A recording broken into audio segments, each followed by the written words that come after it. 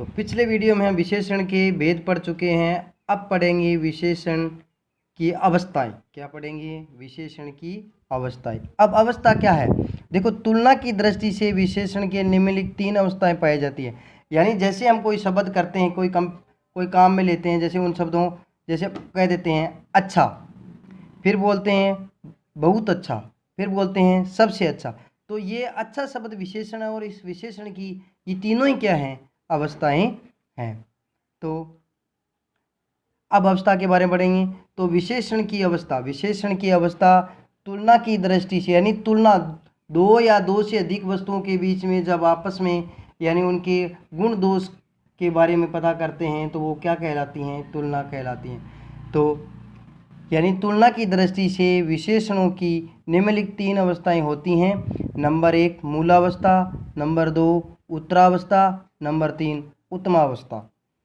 यानी पहली है मूल अवस्था, दूसरी है पहली मूल अवस्था, दूसरी है उत्तरावस्था, तीसरी है उत्तमावस्था।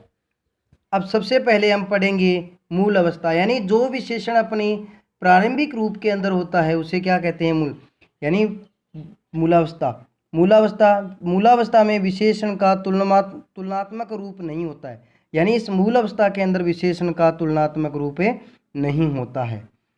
वह केवल सामान्य विशेषण ही प्रकट करता है। यानी सामान्य विशेषण की तरह या सामान्य विशेषता की तरह ही प्रकट करता है। जैसे सावित्री सुंदर लड़की है।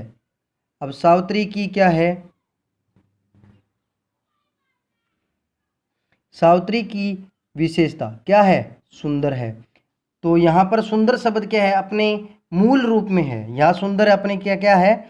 सुंदर जो विशेषण है वो या विशेषता है वो अपने मूल रूप में है।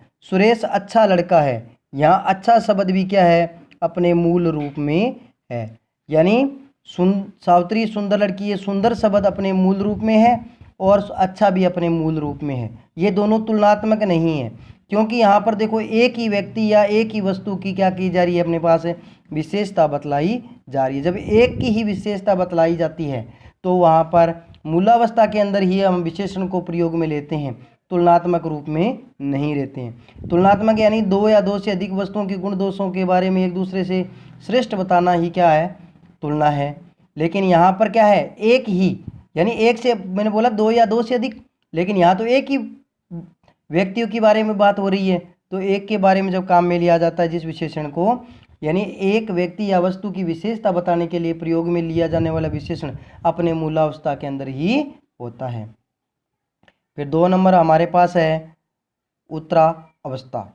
जब दो व्यक्ति या वस्तुओं के गुण दोषों की तुलना की जाती है। देखो, जब सिर्फ दो व्यक्तियों की, कितने की? 2 व्यक्तियों या 2 वस्तुओं की, सिर्फ 2 चीज़ों के बीच में ही क्या की जाती है? गुण दोषों की तुलना की जाती है।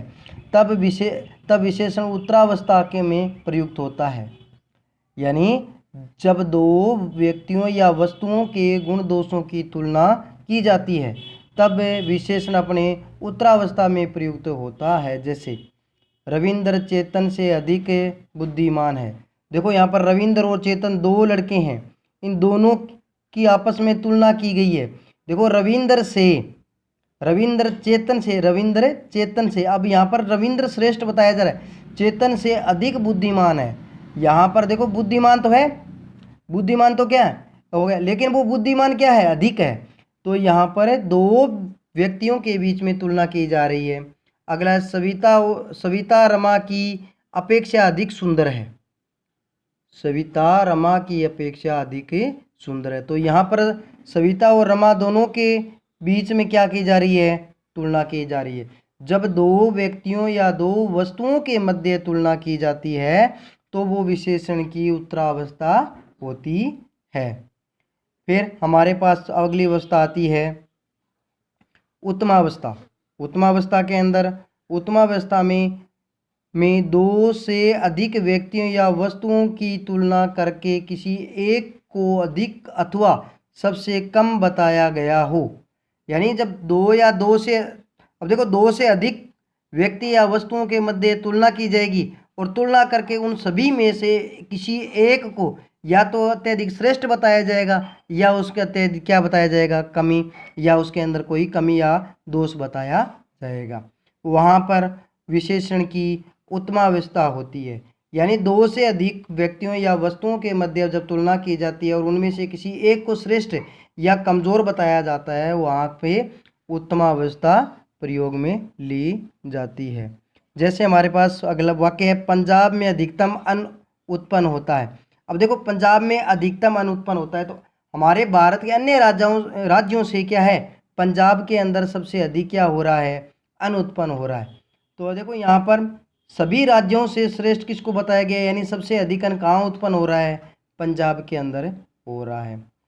संदीप सुंदरतम बालक है, यानी कक्षा के अंदर बालक हैं और उसके अंदर किसी बालक का नाम संदीप बताया गया और वो उन सभी में क्या है, सुंदर है। तो यानी संदीप सुंदरतम बालक है। तो यहाँ पर दो से अधिक व्यक्तियों के मध्य क्या की गई है, तुलना की गई है, इसलिए ये क्या हो गया, अपने पास उत्तमावस्था हो गई।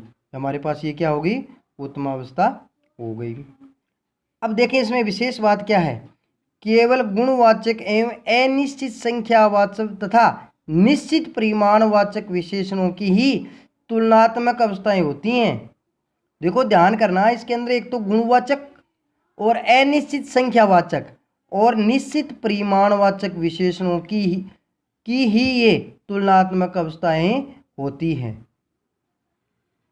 ठीक है, केवल गुणवाचक और निश्चित संख्यावाचक, अनिश्चित संख्यावाचक तथा निश्चित परिमाणवाचक विशेषणों की ही ये तुलनात्मक अवस्थाएं होती हैं, अन्य विशेषणों की नहीं।